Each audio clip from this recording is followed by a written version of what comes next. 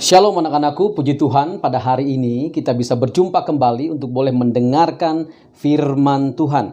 Nah, firman Tuhan kita hari ini terambil dari Roma 3, Roma pasal 3 ayatnya yang ke-23 sampai dengan ayatnya yang ke-24. Berbunyi demikian. Karena semua orang telah berbuat dosa dan telah kehilangan kemuliaan Allah. Dan oleh kasih karunia telah dibenarkan dengan cuma-cuma karena penebusan dalam Kristus Yesus. Anak-anakku yang terkasih, kalau kita melihat sejarah ketika manusia diciptakan dengan demikian baik. Tuhan menciptakan segala sesuatu itu baik adanya. Namun ketika manusia mulai tidak setia, ketika manusia mulai tidak taat, lalu kemudian manusia itu rusak gambar dan rupa Allah dalam dirinya. Nah, bagaimana sih ceritanya? Nah, waktu itu Allah menciptakan dunia ini begitu indah. Waktu Allah menciptakan semuanya baik, semuanya indah dan boleh dinikmati oleh manusia. Namun, anak-anakku, ketika suatu saat Hawa sedang berjalan-jalan, dia mulai berkeliling, dia mulai berjalan, dia mulai melihat-lihat taman yang begitu indah itu.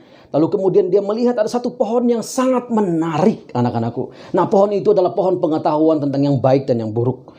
Nah, ketika dia mulai berjalan-jalan, dia mengelilingi pohon-pohon itu, dia mulai berjalan, dia melihat pohon itu dengan baik, dengan seksama. Tiba-tiba ada seekor ular datang menggodanya. Ular itu mengatakan, semua pohon yang ada di taman ini, jangan kamu makan buahnya, kecuali tentang buah pohon yang ini.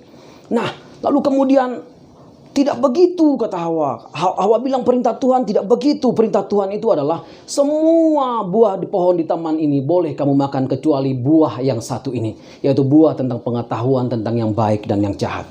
Nah, lalu kemudian iblis mulai marahnya. Ayo kamu makan, kata iblis, kamu makan saja. Lalu kemudian dia bilang, tidak, saya tidak mau makan. Nanti saya berdosa, nanti saya mati. Iblis bilang, tidak. Kamu sekali-kali tidak akan mati. Kamu sekali-kali tidak akan berdosa kepada Allah. Allah cuma takut nanti kalau kau makan buahnya, kamu sama seperti dia, mengetahui tentang yang baik dan yang jahat. Wah, Hawa mulai tergoda anak-anak. Hawa mulai tergoda. Hawa mulai berpikir, memang iya sih ya, buah ini kelihatannya bagus sekali. Buah ini kelihatannya enak sekali untuk dimakan, untuk dinikmati, kata Hawa. Lalu kemudian Hawa mulai berpikir-pikir, lalu kemudian dia, ayo, ular bilang, ayo kau makan aja. Nah, anak-anak akhirnya Hawa tergoda, dia memakan buah itu. Dia katakan kepada suaminya, ayo kau makan buah ini. Dan suaminya pun mengikuti dia juga. Akhirnya mereka berdua bersama-sama jatuh dalam dosa. Anak-anakku yang Pak Tony mau katakan bahwa bukan karena mereka makan buah itu sehingga mereka jatuh dalam dosa. Tapi mereka tidak taat kepada perintah Tuhan. Nah, mereka tidak taat dengan apa yang Tuhan katakan. Sehingga mereka jatuh dalam dosa. Sepele, ya sepele lah. Kalian juga pernah tidak taat kan? Kalian juga pernah tidak dengar-dengaran kan? Tapi ternyata dalam Tuhan itu tidak ada dosa yang kecil. Tidak ada dosa yang sepele. Semua dosa itu serius. Sehingga ketika manusia jatuh dalam dosa, mereka kehilangan kemuliaan Allah. Gambar Allah yang ada dalam diri mereka itu rusak. Dan relasi mereka pun menjadi rusak, anak-anakku. Nah, sehingga mereka tidak bisa lagi bertemu. Mereka takut untuk bertemu dengan Allah, anak-anakku. Lalu kemudian ketika mereka sudah jatuh dalam dosa dan dosa mereka merusak hidup mereka, lalu kemudian dosa-dosa yang lain pun muncul, anak-anakku. Nah, ada dosa pembunuhan. Misalnya, Habel dibunuh oleh Kain. Kenapa? Karena Kain merasa iri dengan persembahan Habel yang diterima oleh Tuhan, sementara persembahannya tidak.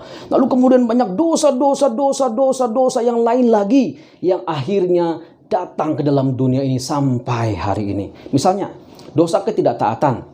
Kamu juga sering kan tidak taat sama orang tuamu. Kamu sering kan bantah-bantah orang tuamu. Kamu sering kan tidak dengar-dengaran dengan orang tuamu. Apalagi dosa mencuri.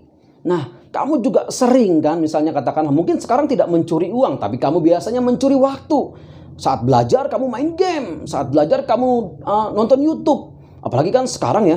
Sekarang ini kan online kan. Sekarang ini kan online. Semuanya tidak terlihat. Jadi waktu gurunya lagi jelasin kamu nonton YouTube, lagi gurunya lagi jelasin kamu dengerin musik, kamu tidak peduli dengan guru-gurumu. Itu juga dosa dan Tuhan melihat hal itu, anak-anak. Apalagi dosa membuli. Misalnya kamu menghina teman, dasar lu, gendut lu gitu. Dasar kurus lu gitu, macam-macam. Kamu bilang sama mereka, macam-macam kamu hina dia, kamu membuli dia. Wah, itu juga dosa anak-anakku. Nah, ada banyak dosa yang akhirnya menguasai dunia saat ini. Apalagi ada dosa kecanduan narkoba, obat-obatan terlarang. Ada dosa kecanduan pornografi. Nonton pornografi, ngelihat hal-hal yang seksi-seksi. Apalagi sekarang kan sangat mudah ya. Jadi itu juga dosa. Kenapa? Karena kamu belum bisa mengontrol dirimu. Kamu bisa jatuh di dalam dosa. Ada banyak dosa-dosa lagi yang lain. Misalnya, ada dosa pembunuhan. Seorang anak membunuh ayahnya. Kenapa? Karena misalnya ayahnya lagi marah-marahin dia dan dia sangat kesel, dia bunuh ayahnya. Atau seorang ayah membunuh anaknya, demikian sebaliknya. Nah, itu adalah dosa-dosa yang akhirnya terjadi di dalam dunia ini. Ada banyak lagi dosa-dosa yang lain. Misalnya apa? Misalnya ada orang tua yang menelantarkan anaknya, itu juga dosa.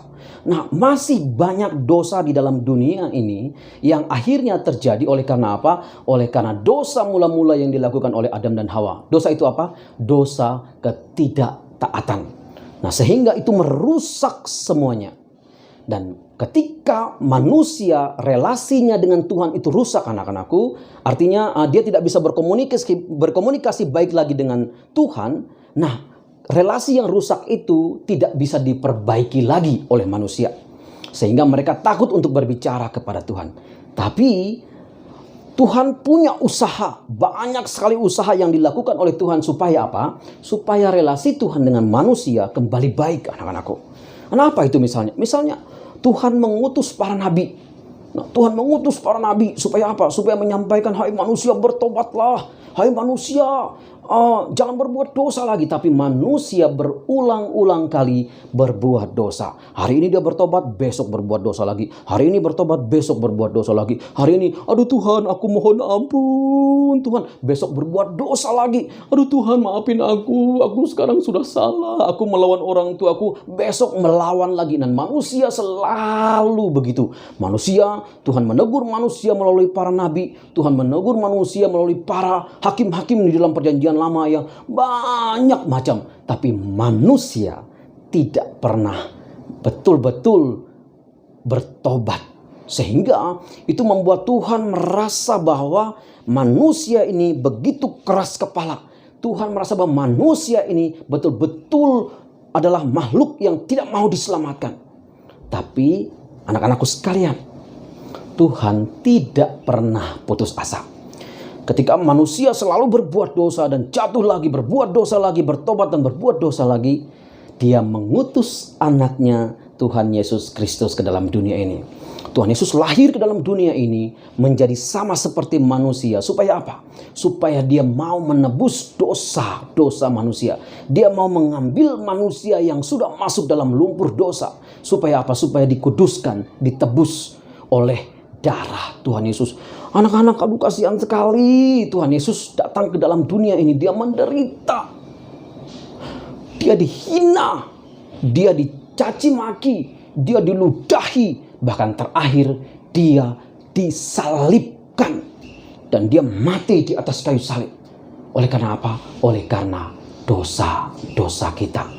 Tuhan mau menebus dosa kita. Tuhan mau memberikan supaya kita ini menjadi selamat di dalam dunia ini. Supaya kita tidak lagi memperoleh hukuman di dalam dunia ini. Anak-anakku, ketika kita berbuat dosa, hukuman dosa cuma satu, yaitu maut. Sebab upah dosa ialah maut. Nah, jelas kalau kita tahu bahwa upah dosa adalah maut, berarti ketika kita hidup di dalam dosa ini, berarti kita akan memperoleh kematian. Ketika kita hidup di dalam dosa ini, berarti kita tidak akan hidup lagi. Apa yang tidak hidup? Mungkin kita hidup dalam dunia ini. Buktinya saya tidak mati, betul. Tapi nanti ketika engkau pergi pulang, ketika nyawamu dipanggil Tuhan, dan engkau meninggal di dalam dunia ini, kalau engkau meninggal di dalam Tuhan, maka engkau akan hidup. Tapi kalau engkau meninggal di luar Tuhan dan engkau melakukan dosa, engkau akan mati. Jelas hukuman dosa ialah mati. Nah, sehingga manusia membutuhkan juru selamat. Nah, Tuhan Yesus hadir ke dalam dunia ini sebagai Tuhan dan juru selamat pribadi. Anak-anakku, Pak Tony mau bilang bahwa kita tidak bisa menyelamatkan diri kita. Wah, kan kita bisa berbuat baik Pak Tony. Benar. Seberapa baikkah kamu supaya kamu bisa selamat kalau kamu timbang-timbang, oh ini perbuatan baikku 10 kilo, perbuatan dosaku 9,5 kilo. Nggak mungkin. Pasti perbuatan salah kita begitu banyak. Misalnya, mata kita ini bisa berdosa nggak? Bisa. Tangan kita ini bisa berdosa nggak? Bisa.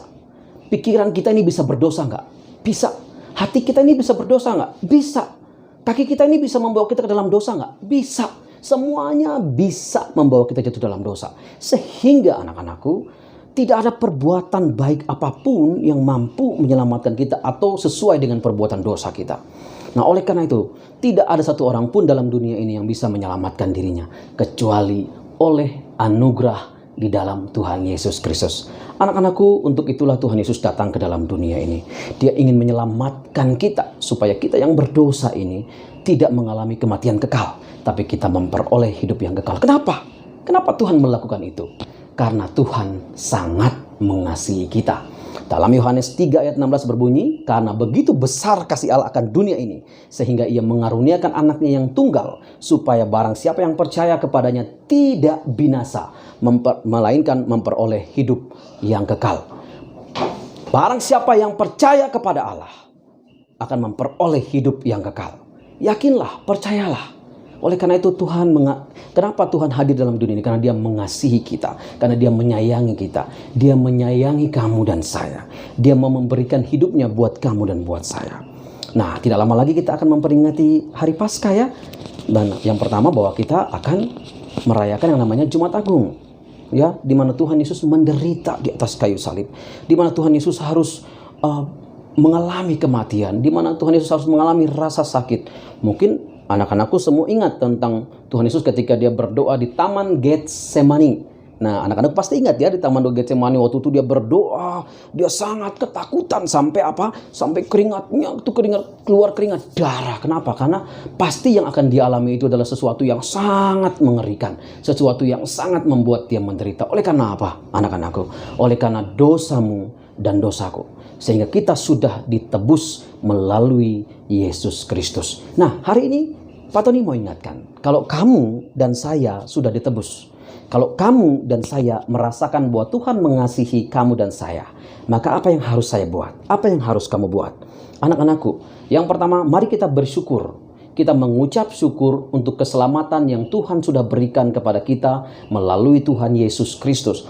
Bersyukur karena kita memperoleh keselamatan. Bersyukur karena kita sudah diselamatkan. Nah, yang kedua apa? Mari kita mengasihi sesama kita sama seperti Tuhan mengasihi kita. Nah, dengan cara apa? Kalau ada temanmu yang sakit, kamu doakan dia. Kalau ada temanmu yang mengalami kesusahan, kamu tolong dia. Kalau mama papamu repot, kamu bantu dia. Nah, ada banyak hal yang kamu bisa tunjukkan melalui kasihmu kepada sesamamu. Kamu harus memiliki kasih sama seperti kasih Allah yang mengasihi kamu dan saya. Nah, apalagi kamu harus bersaksi tentang Tuhan Yesus. Bagaimana caranya? Kamu harus melakukan hidup yang benar di hadapan Tuhan. Bagaimana caranya? Kamu tidak berbuat dosa lagi. Kamu tidak nakal lagi. Kamu menjadi anak yang dengar-dengaran. Kamu menjadi anak yang taat. Kamu rajin membaca Alkitab. Kamu rajin berdoa.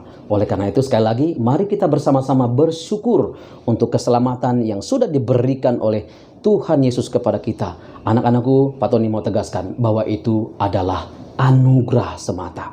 Bukan karena kamu baik, bukan karena kamu cantik, bukan karena kamu ganteng, tapi karena Tuhan mengasihimu. Biarlah akhirnya Tuhan Yesus menolong kamu, menolong Pak Tony juga untuk boleh terus berlaku benar sesuai dengan apa yang Tuhan mau dalam kehidupan kita. Sehingga kita bisa menjadi saksi bagi Tuhan Yesus Kristus di dalam dunia ini.